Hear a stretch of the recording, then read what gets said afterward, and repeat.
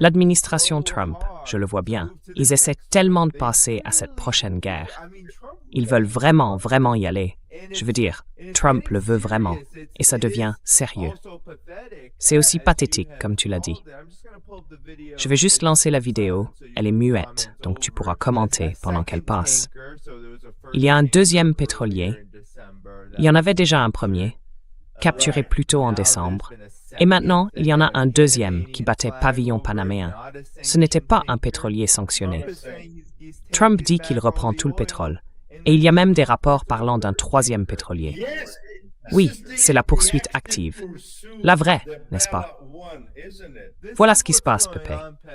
C'est ainsi que l'administration Trump intensifie la situation avec le Venezuela après de nombreuses menaces de changement de régime. Susie Wiles, sa chef de cabinet, dit qu'ils vont faire supplier Maduro.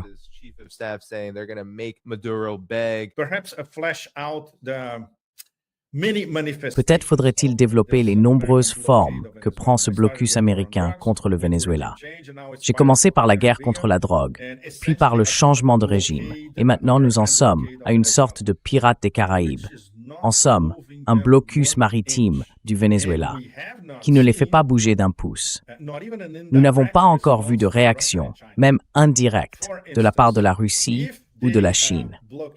Par exemple, si un navire transportant du pétrole du Venezuela vers la Chine est bloqué, la Chine devra réagir d'une manière ou d'une autre. Et si c'est bien le cas avec cette dernière interception, les Chinois réfléchissent déjà à la façon dont ils vont répondre. En termes de puissance militaire, les Vénézuéliens sont certains et convaincus qu'ils ont de quoi repousser presque tout ce que les États-Unis pourraient leur lancer, y compris une invasion terrestre suicidaire.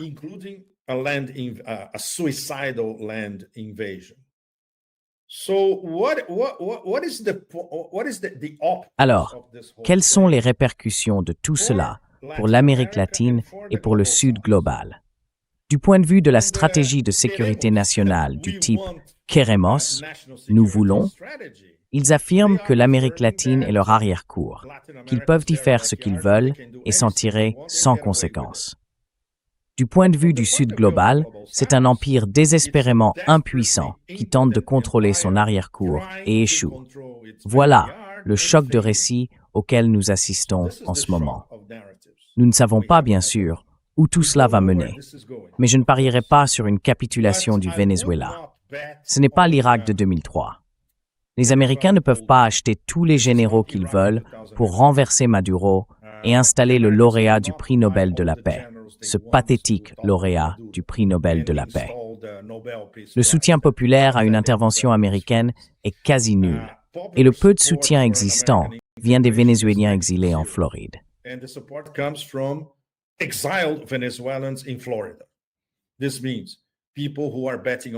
Cela signifie que les gens misent sur Marco Rubio. Le soutien interne au Venezuela, les campesinos, les travailleurs urbains, les personnes qui ont suivi la révolution bolivarienne depuis le début est massivement en faveur du gouvernement de Caracas. Ainsi, quoi que les Américains tentent en matière d'encadrement de la population à l'intérieur du Venezuela, c'est déjà voué à l'échec.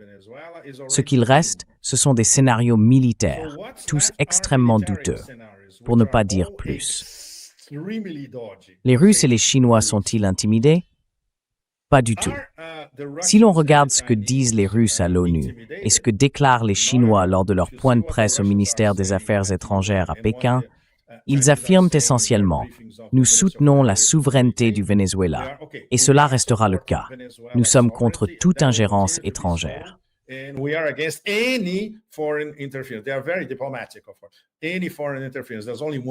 Ils sont très diplomates.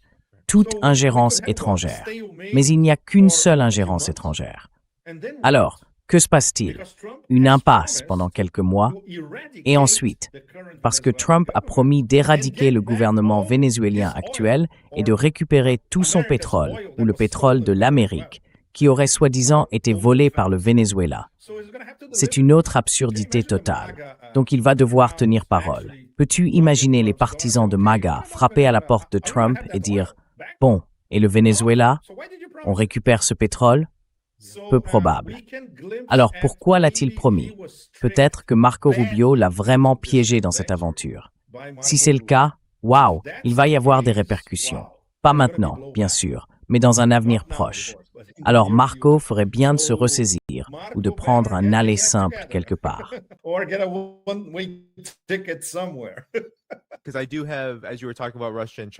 Parce que puisque tu parlais de la réaction de la Russie et de la Chine, trouvé celle-ci particulièrement intéressante. Ce n'est pas seulement une déclaration ou une réponse diplomatique, c'est la poursuite de l'envoi de pétroliers vers le Venezuela, malgré tout cela. Didi Geopolitics, notre ami, a indiqué qu'un pétrolier russe, le Hyperion, est arrivé sans encombre à Amuay, au Venezuela, où se trouve le centre de raffinage local, le deuxième plus grand complexe iranien au monde en termes de capacité. Donc en somme, il continue. Et la Chine, bien sûr, comme tu l'as dit, a publié des déclarations fermes. En voici une. La Chine critique les États-Unis pour avoir saisi arbitrairement des navires dans les Caraïbes et exprime son soutien au Venezuela. Pékin s'oppose aux sanctions unilatérales et illégales qui n'ont aucun fondement en droit international ni d'autorisation du Conseil de sécurité de l'ONU. Oui.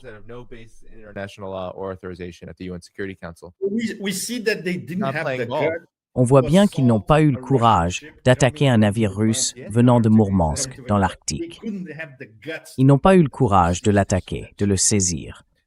Cela en dit long. Ce blocus a déjà été franchi, et il le sera de nouveau par des navires russes et chinois. Et les Iraniens annoncent déjà qu'ils envoient des navires au Venezuela. Pouvez-vous imaginer ces trois pays des BRICS envoyant leurs propres navires, battant leurs propres pavillons, pour briser le blocus? Alors, que va faire le maître de piste de ce cirque? C'est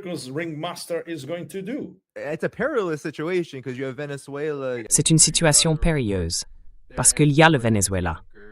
Je suis sûr que vous avez vu les rapports, ils escortent des pétroliers. Mais ensuite, il y a les pétroliers iraniens, les pétroliers chinois, les pétroliers russes. Il y a tellement d'éléments là-dedans qui sont importants. Je veux dire, c'est plus vaste que le Venezuela, comme nous le savons, mais les conséquences sont aussi plus grandes que le Venezuela. Quand on commence à interférer avec les navires de ces puissances, cela a des effets de ricochet. Qu'en pensez-vous? Pourquoi pensez-vous que l'administration Trump prend ce genre de mesures? C'est comme avec ce navire panaméen. Cela ressemble simplement à de l'intimidation. Mais avec la Russie, cela n'arrive pas.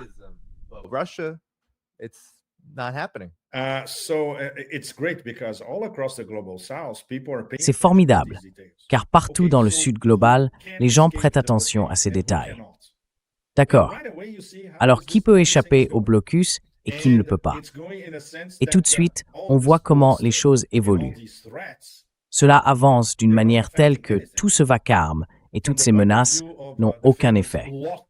Du point de vue de la fameuse perte de crédibilité américaine, ce mantra depuis la fin de la Seconde Guerre mondiale, eh bien, c'est énorme. Vous avez déjà perdu votre crédibilité au moment même où vous commencez à mettre en œuvre votre soi-disant stratégie maritime, un blocus.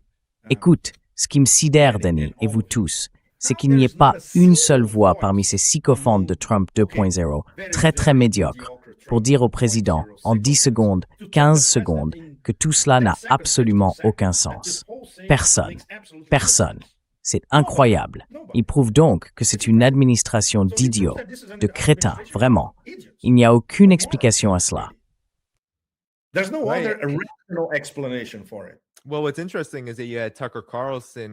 Eh bien, ce qui est intéressant, c'est que Tucker Carlson est allé dans l'émission de notre ami commun, le juge Napolitano, et a dit que quelqu'un au Congrès lui avait confié qu'ils allaient discuter de la possibilité de relancer cette guerre vers une escalade majeure, des frappes aériennes ou quelque chose de ce genre. Et puis Trump a prononcé le discours auquel Tucker faisait référence, et le Venezuela n'a même pas été mentionné. Peut-être une seule allusion au bateau de drogue. Nous faisons sortir le fentanyl du pays, et puis plus rien. C'était juste, les États-Unis se portent à merveille sous ma direction, et c'est tout. J'ai trouvé que cela en disait long.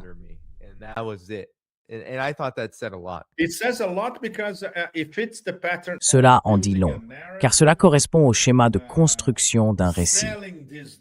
Vendre ce récit de manière effrénée à l'intérieur du pays comme à l'étranger. Et quand on voit que le récit ne prend pas, on le change. C'est la spécialité de l'Empire du Chaos, même sous l'administration Altopan auparavant. Quand le récit ne fonctionne pas, on le change. Eh bien, dans leur cas, ils ne l'ont jamais changé, n'est-ce pas? Mais dans le cas de l'administration Trump, où il est passé maître dans l'art de changer de récit, c'est ce qu'il fait le mieux. Donc, tôt ou tard, le Venezuela disparaîtra comme sujet. Ce ne sera plus qu'un moyen de détourner l'attention une fois de plus.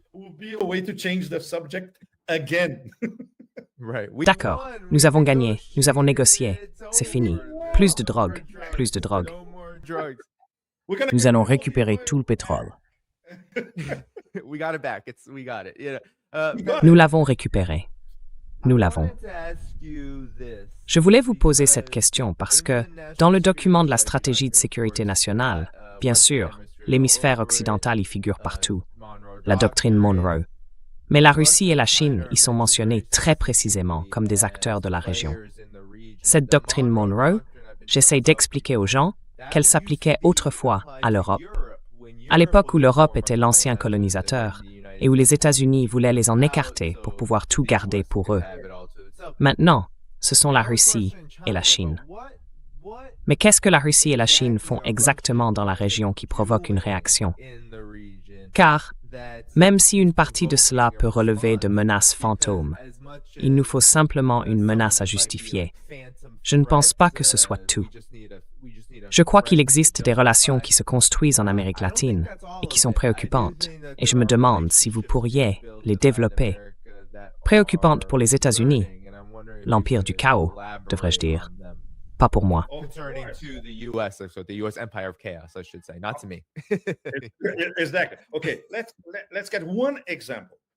Exactement. Très bien. Prenons un exemple. Le port de Shanghai au Pérou, qui, pour toutes les raisons pratiques, est un port clé de la route maritime de la soie du Pacifique Sud, et qui a connu un immense succès en Chine lors de son inauguration. Xi Jinping s'y est rendu personnellement pour l'inaugurer. En Chine, tout le monde parle désormais de la connexion Shanghai-Shanghai, car tout ce qui est exporté de Shanghai à travers le Pacifique Sud arrivera à Shanghai. C'est un nouveau chapitre de la route maritime de la soie. Personne ne l'avait vu venir, surtout aux États-Unis. Personne ne savait.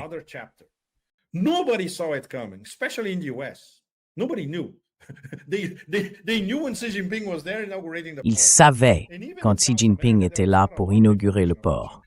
Et même en Amérique du Sud, il n'y avait pas beaucoup d'informations sur Shanghai. Maintenant, il y en a davantage, parce que les Chinois sont allés au Brésil.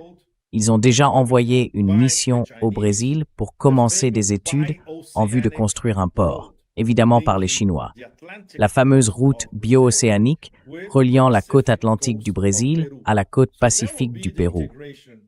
Ce sera l'intégration de tout ce que le Brésil exporte, expédié depuis la façade pacifique de l'Amérique du Sud jusqu'en Chine. C'est cela que les Américains entendent par ingérence étrangère.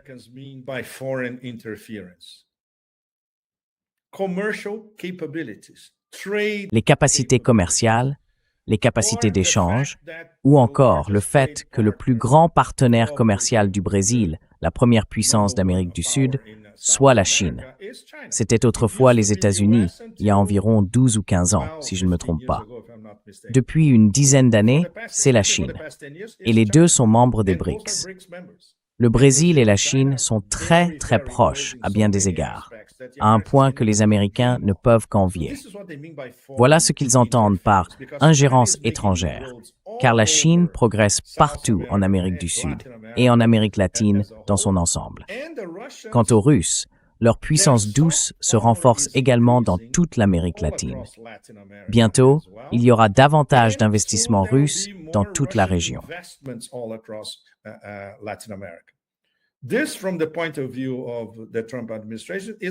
Du point de vue de l'administration Trump, c'est une abomination. Ils envahissent notre arrière-cour. Et du point de vue de l'Iran, Il s'agit essentiellement d'une relation souveraine entre l'Iran et le Venezuela. Tout cela est perçu comme une atteinte à notre prétendu droit de contrôler l'ensemble de l'hémisphère occidental. C'est en réalité un corollaire de la doctrine Monroe, car c'est tout aussi déconnecté de la réalité que ne l'était cette doctrine. Donc, cela ne va pas changer. Ils essaieront de provoquer une guerre hybride, en se concentrant bien sûr sur différentes régions d'Amérique latine. Ils ont beaucoup de chance, car les pays d'Amérique latine ont tendance à tomber dans le giron de l'Empire.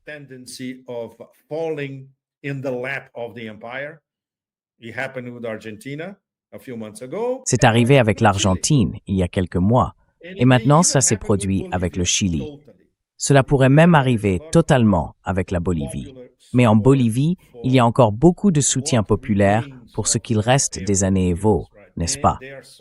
Et pour leur souveraineté, bien sûr. Ainsi, ils peuvent compter sur une domination aisée des néocolonies, surtout en Amérique du Sud. En même temps, ils sont très inquiets de voir la Russie et la Chine gagner du terrain sur les plans commercial, économique et diplomatique dans toute l'Amérique latine. Ils essayent donc Ils présentent sans cesse ce conflit en disant « D'accord, où devons-nous intervenir pour provoquer un changement de régime ou une révolution de couleur d'un côté ?»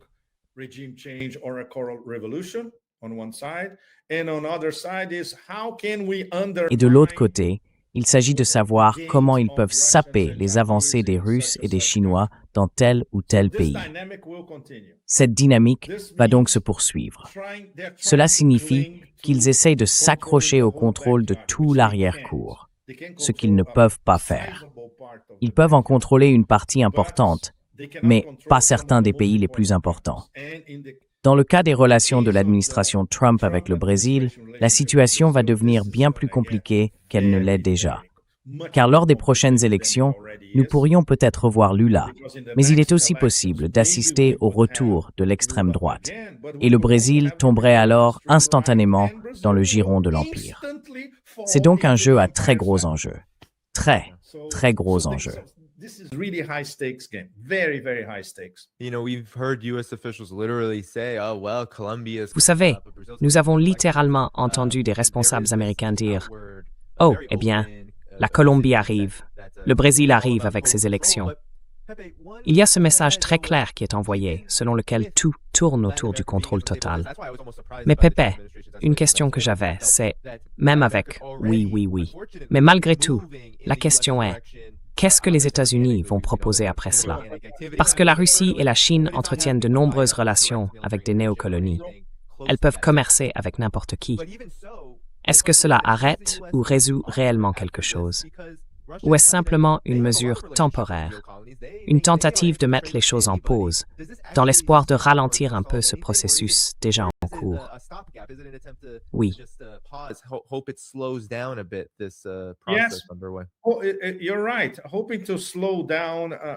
Tu as raison. On espère ralentir un processus inexorable. Un grand nombre, bien que malheureusement pas la majorité, des pays d'Amérique latine exercent leur souveraineté. Et dans le cas des plus puissants, la situation est très divisée. Si le Chili et l'Argentine tombent dans le giron de l'Empire, de l'autre côté, le Brésil résiste. Mais il y a beaucoup de « mais » si Lula continue. Et le Brésil est un triste exemple d'un pays peut-être réduit à un seul homme défendant sa souveraineté.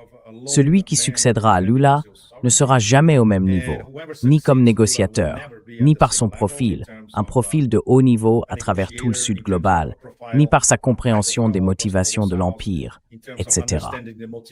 Et il est très facile de compter sur des cinquièmes colonnes un peu partout, surtout en Amérique du Sud. C'est le cas de l'Argentine, et c'est maintenant le cas du Chili. That's the case of Argentina, and that's now the case of Chile. So, from the point of view of always having Du point de vue du fait d'avoir toujours leurs nénuphars, ou leurs immenses nénuphars, en Amérique du Sud en particulier, l'Empire n'est pas inquiet. Leurs deux priorités sont le Mexique et le Brésil. Le Mexique doit faire très attention à exercer sa souveraineté sans se faire avaler par l'Empire, tout en évitant de l'irriter au point qu'il intervienne et provoque, par exemple, un changement de régime ou une nouvelle révolution de couleur. Dans le cas du Brésil, qui est une puissance régionale de l'Atlantique Sud et un acteur important des BRICS, c'est là que réside la véritable complication. La cinquième colonne au Brésil est extrêmement forte et influente, et cela complique énormément la situation. Malheureusement, je suis né au Brésil, donc je porte toujours un peu du Brésil en moi partout où je vais. Cela me peine de voir que les perspectives ne sont pas vraiment réjouissantes.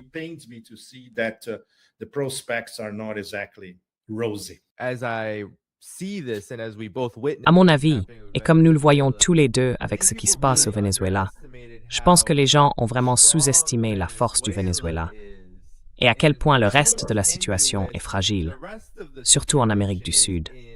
Bien sûr, Cuba est sous sanctions depuis plus de 60 ans. Ils ne peuvent pas toujours tenir. Mais il n'y a pas de révolution de couleur en vue pour Cuba. Ils ont essayé, c'était quoi, il y a quelques années. Et cela a échoué. Au Venezuela, tu sais, combien de fois ont-ils essayé? Les sanctions sont absolument désastreuses. Et pourtant, leur système politique tient toujours, sans montrer le moindre signe de relâchement. À moins que les États-Unis ne tentent de tout anéantir militairement, ce qui serait une catastrophe.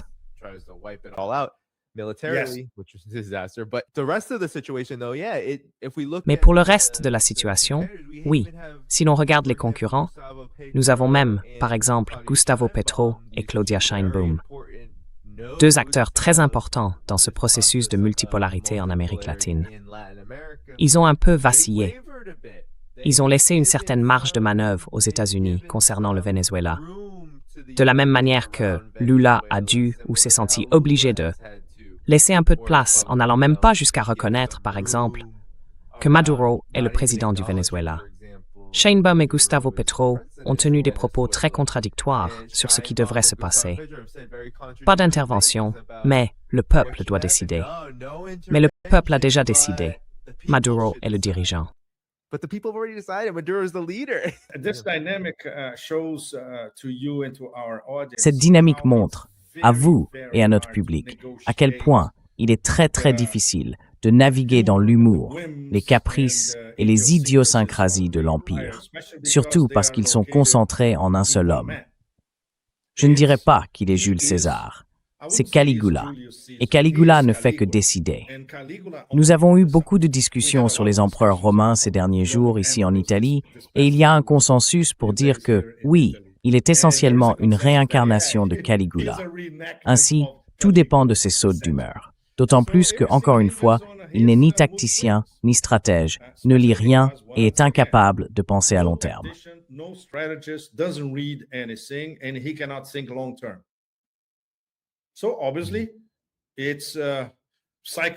Donc évidemment, c'est toujours la dernière chose qui attire son attention.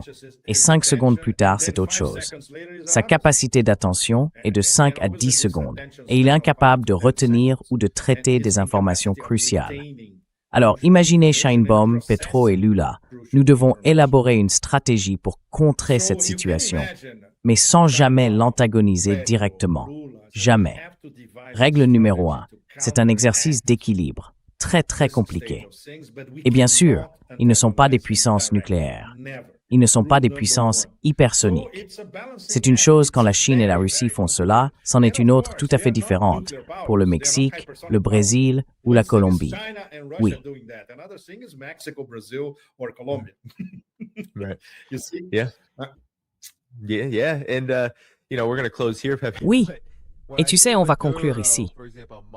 Mais quand je vois Maduro, par exemple, se moquer de l'appel téléphonique de Trump, et que je compare cela à la manière dont Sheinbaum, Petro, voire Lula ont dû réagir à ce qui se passe, je me dis, bon sang, il y a un élément tellement important dans tout ça.